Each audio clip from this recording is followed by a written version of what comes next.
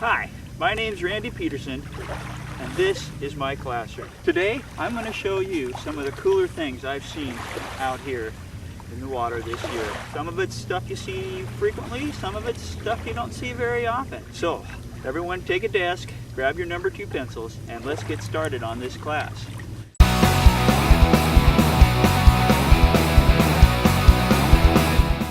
Alright, our first subject today is invertebrates, and one of the more common ones you're going to see out here, the jellyfish.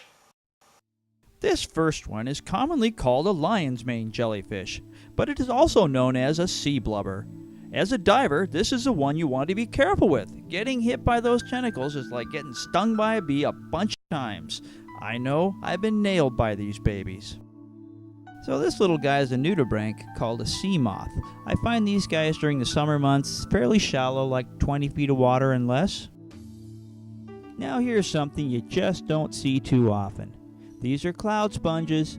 They were found in about 90 feet of water right out in front of Everett by Getney Island. Usually these are found in real deep water, and they're usually up in British Columbia, so it was a rare find to find these in Everett. This web-fingered wonder is a basket starfish. They use their net-like arms to filter feed, and because of this, they are always found in high current areas and usually below about 50 feet. Okay, class, let's move on to crustaceans. This sea spider is the underwater equivalent of the daddy longlegs. The body is smaller than a grain of rice, and the legs are like thick hairs. When I can find them, which is kind of difficult, they are on night dives at Mukilteo T-Dock or Cove 2, usually below about 40 feet of water. How many candy-striped shrimp do you count in this clip? 5 is the answer. These are very shrimpy shrimp, but they do get almost up to 2 inches long. They are usually found on anemones in high current areas, and most of them I have seen have been in the San Juans. Our next crustacean is the horned shrimp. This one is not as shrimpy as the last, but still only gets to about 2.5 inches long. I find them locally on night dives, usually below about 70 feet of water.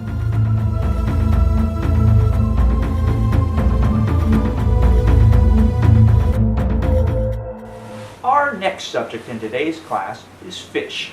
We will start with one I've only seen a handful of times in my many dives out here in Puget Sound. The Pacific spiny lumpsucker is a type of snailfish. I have seen them around the eelgrass beds at Three Tree North and Redondo. This one was found last January at Redondo and is about 1 inch long. Let's slow this hovering golf ball down just a little bit and see what she looks like.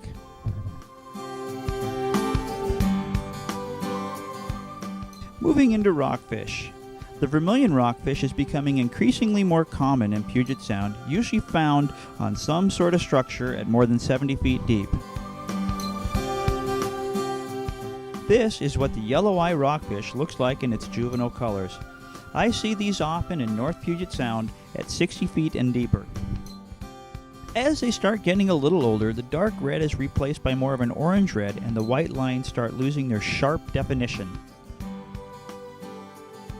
Finally, we move into the adult phase.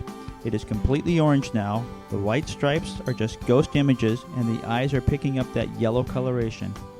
This is the only adult yellow eye I have ever seen in the wild as long as I've been diving. This one was found at Possession Ferry last June. Wow, was that cool or what? Well, let's move on to our next little critter. We're going to move into wolf eels right now.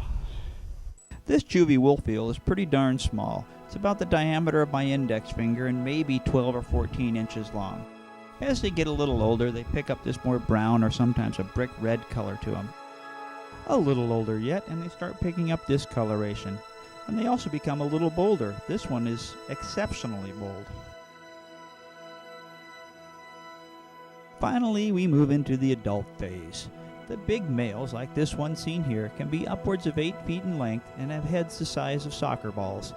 And all those teeth you see inside that mouth are there to chew up crabs and sea urchins and pretty much anything they want to eat. Oh, how I love these Puget Sound whales. Gray whales here and the killer whales coming up. They're not really part of this class, but they're still fun to look at. Anyhow, let's move to our next subject, the cephalopods. The stubby squid starts life as an egg inside a pearl onion-shaped skein stuck to the bottom of a rock, just like these right here. We're going to slow this guy down a bit as he cruises across the bottom. This is at about 25% actual speed.